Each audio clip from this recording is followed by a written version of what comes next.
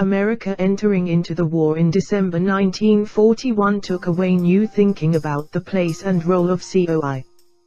Donovan and his new office had also taken away hostility from the FBI and other various war agencies. The new Joint Chiefs of Staff initially shared this grief regarding Donovan, a civilian but one they might be able to control and utilize if COI could be placed under JCS control. In a turn of events, Donovan himself, by now, was going to agree.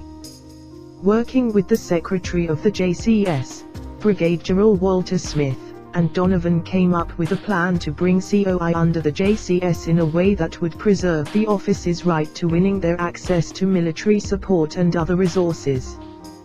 President Roosevelt loved the idea of moving COI to the Joint Chiefs operation. The President wanted to keep COI's Foreign Information Service not in military hands.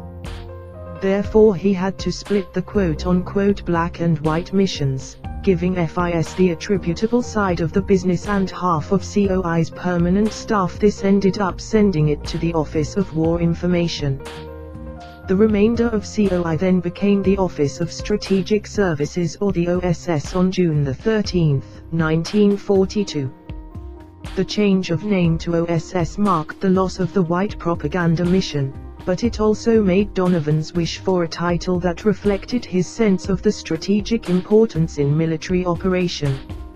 A month later, the O.S.S's institutional rivals delivered another blow to Donovan's aspirations for the new outfit.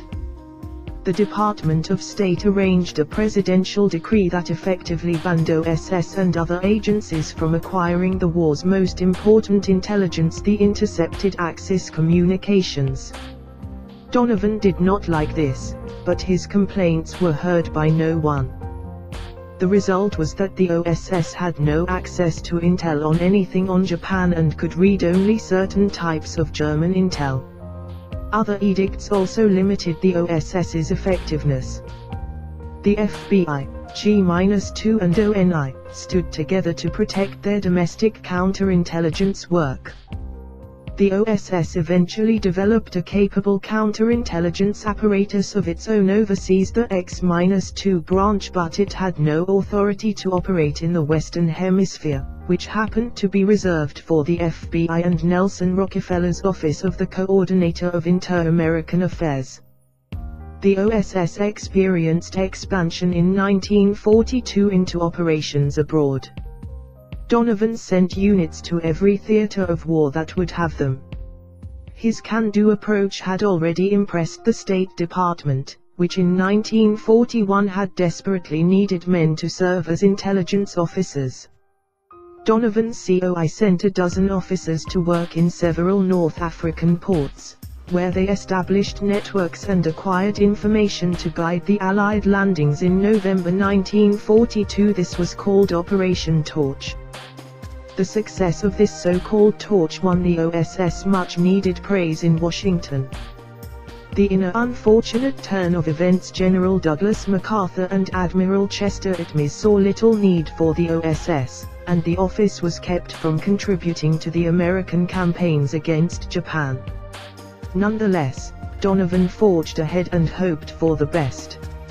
Utilizing military cover for the most part, but with some officers under non-official cover, the O.S.S. began to build a worldwide capability. This worldwide reach benefited from close O.S.S. contacts with the British intelligence.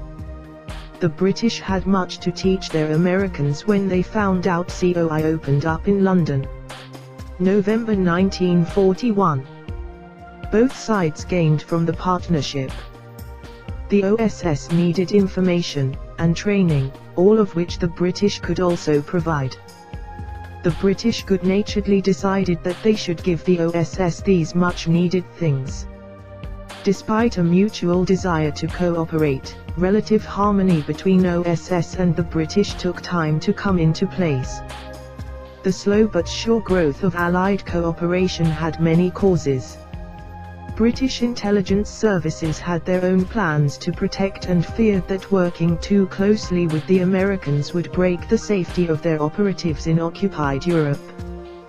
This British caution kept the Americans in the awkward situation of junior partners for much of the war, particularly during the planning for covert action in support of D-Day landings in Normandy in 1944. For this part of the corporation's operations, the O.S.S. officers worried about making their agency dependent on even a friendly foreign intelligence service. Conflicting policy occasionally hampered liaison with the British services. American diplomacy quietly frowned on the British, and some of the O.S.S. officers informally opposed British moves they viewed as efforts to expand. Despite these obstacles, the liaison relationship gradually grew closer as shared sacrifices and common goals forced officers in the field and in their respective headquarters to resolve their differences. In late 1944, the O.S.S. employed almost 13,000 men and women. In relative terms, it was a little smaller than a U.S. Army infantry division or a war agency like the Office of Price Administration, which governed prices for many commodities and products in the civilian economy. General Donovan employed thousands of officers and enlisted men seconded from the armed services, and he also found military slots for many of the people who came to O.S.S. as civilians. Now to compare the O.S.S. by the end of creating the organization. After my research I found only a few things different about the O.S.S. and average military.